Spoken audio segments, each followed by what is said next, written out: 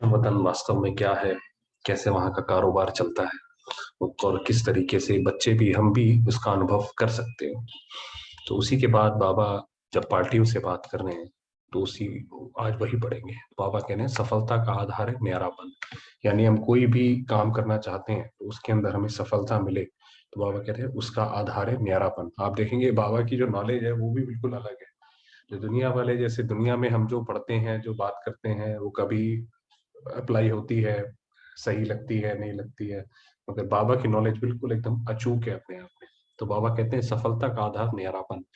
सदा अपने सभी सदा अपने विश्व कल्याणकारी स्टेज पर स्थित होकर सेवा के पार्ट में आते हो कि जब हम, चाहे हम घर में भी हैं तो जैसे सेवा पर ही हैं, तो जैसे अपनी एक विश्व कल्याणकारी स्टेज जैसे बाबा ने बताई हुई है कि मैं आत्मा बाकी आत्माओं को देख के, जैसे मैंने इन आत्माओं का सेवा करनी है, मैंने इनका भला करना है, तो उस स्टेज पर स्थित होकर सेवा के पार्ट में आते हो। विश्व कल्याणकारी अर्थात बेहद के सेवाधारी, हमारा सर्व आत्माओं के सेवाधारी, किसी भी प्रकार की हद में नहीं आ सकते। विश्व बेहद है तो विश्व सेवाधारी अर्थात बेहद की स्थिति में स्थित रहने वाले। माना ऐसा ना हो कि जब हम अपनी सेवा के बारे में सोचें तो सिर्फ हम सोचें कि भाई हमने इन सिर्फ अपने परिवार की या दो चार लोगों की करनी है, या अपने सिर्फ जिला की करनी है, या अपने सिटी की करनी है, बल्कि विश्व की। उनको बुद्धि में रख के अगर हम जो भी कोई कार्य करेंगे तो फिर जैसे कि वो सारा जो वाइब्रेशंस है वो सर्वात्माओं तक पहुंचेंगी और हम विश्व सेवाधारी कहलाएंगे। विश्व कल्याणकारी सदा सेवा करते हुए भी न्यारे और सदा बाप के प्यारे रहेंगे। तो ये विश्व कल्याणकारी जो आत्मा होगी वो सेवा भी करेगी, सबके संबंध में भी आएगी, मगर सिर्फ सेवा के लिए संबंध में आई और फिर न्यारे होगी।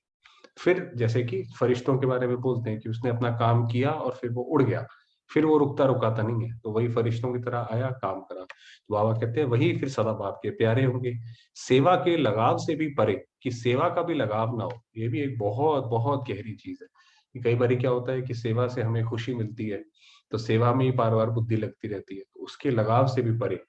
सेवा का लगाव भी सोने की जंजीर है। आप देखिए बाबा क्या सिखाता है कि सेवा का लगाव जो है, कि मान लीजिए हम, क्या होता है कि हम जैसे दूसरों की सेवा करते हैं और उससे हमें खुशी प्राप्त होती है, दुआएं प्राप्त होती हैं, उससे आत्मा को बहुत अच्छा लगता है अंदर से। मगर ऐसा भी नहीं है कि हम शरीर छोड़ रहे हैं तो हमें तो भी सेवा सेवा याद आए। वो तो फिर सोने की जंजीर है, दोबारा यहीं पे जन्म लेना पड़ जाएगा। ये भी बंधन है, बेहद से हद में ले आता है। बाबा ने कहा ये भी एक बंधन है, बेशक सोने की जंजीर है मगर बंधन है। इसलिए सदा सेवा में न्यारे और बाप के प्यारे बनकर चलो। तो बिल्कुल हम सेवा करें उसके बाद न्यारे हो जाएं। ऐसी स्थिति में रहने वाले सदा सफलता मूर्त रहेंगे। सफलता का सहज साधन है न्यारा और प्यारा बनना। कि अगर हमने सफल होना है तो न्यारे और प्यारे, कि शिव बाबा के प्यारे, हमें और किसी के भी प्यारे। बाबा ने बोला अगर इस दुनिया में किसी के प्यारे बनने की कोशिश करोगे कि सारे लोग हमें पसंद करें तो उल्टा फंस जाओगे। शिव बाबा के प्यारे अगर हम रहेंगे, वृक्ष के पेड़ को हमने अगर स्नेह का पानी दिया तो जैसे वो पूरा वृक्ष जो है हमें वो स्नेह का पानी देगा। तो इसलिए सफलता का साधन है न्यारा और प्यारा। प्यारे सिर्फ शिव बाबा के, बाकी जिसके साथ भी हमारे संबंध है सेवा करी और हम न्यारे हो गए, उससे एकदम उपराम हो गए।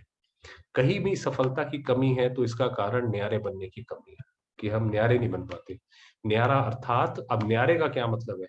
न्यारा अर्थात देह की स्मृति से भी न्यारा, ईश्वरीय संबंध के लगाव से भी न्यारा, और ईश्वरीय सेवा के साधनों के लगाव से भी न्यारा।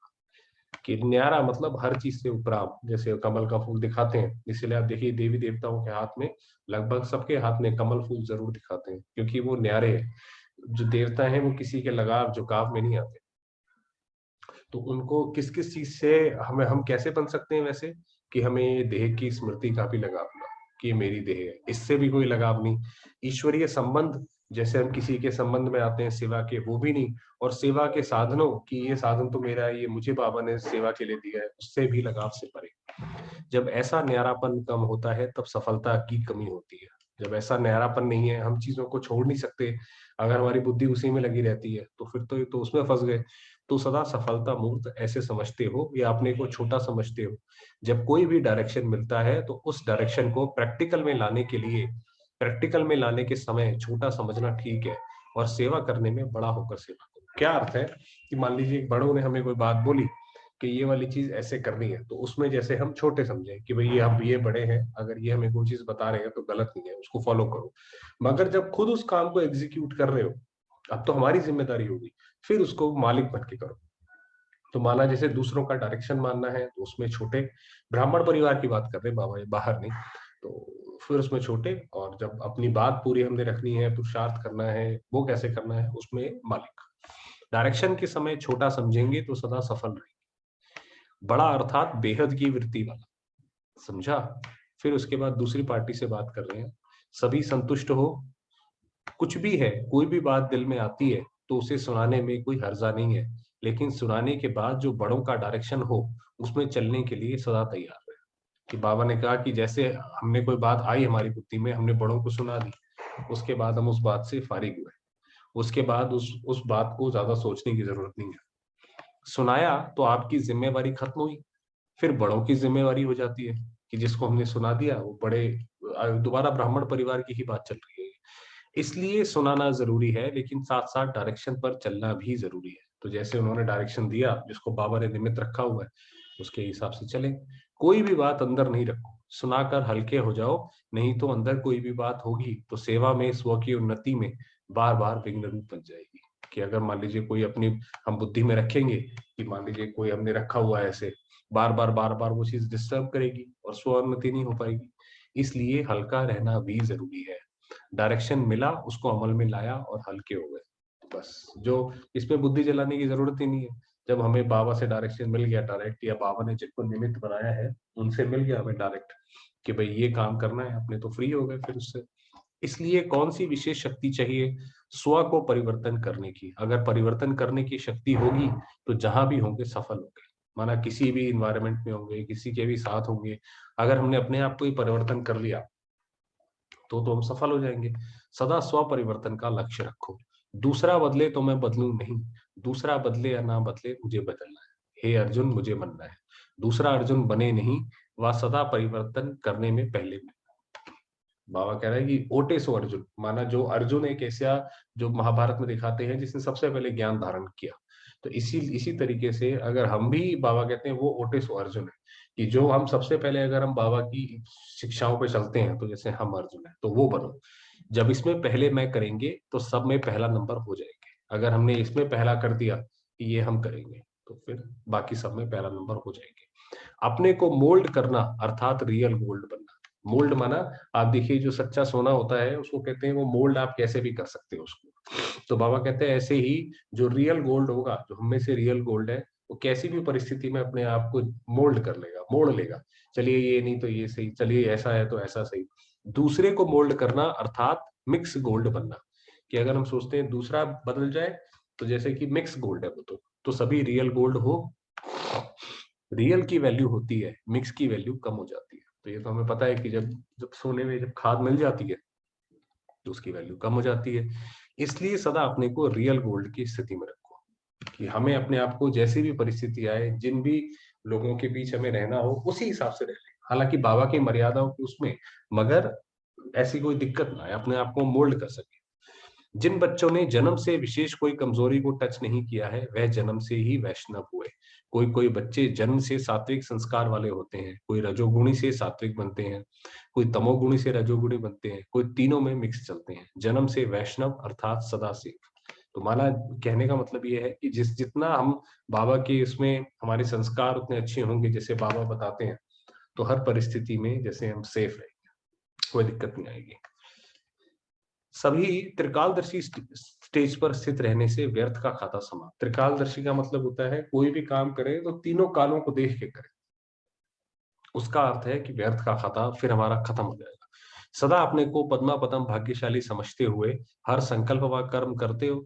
कोई भी, जैसे बाबा ने बताया कि कोई भी आप संकल्प करो, कोई भी बुद्धि में विचार आए, तो पहले ये सोचो कि भाई मैं आत्मा पद्मा पदम भाग्यशाली, कि मुझे स्वयं शिव बाबा का साथ मिला है। उसके बाद वो कोई कर्म करे। श्रेष्ठ संकल्प बोल व कर्म के साथ साथ व्यर्थ और समर्थ दोनों इकट्ठा तो नहीं रहता।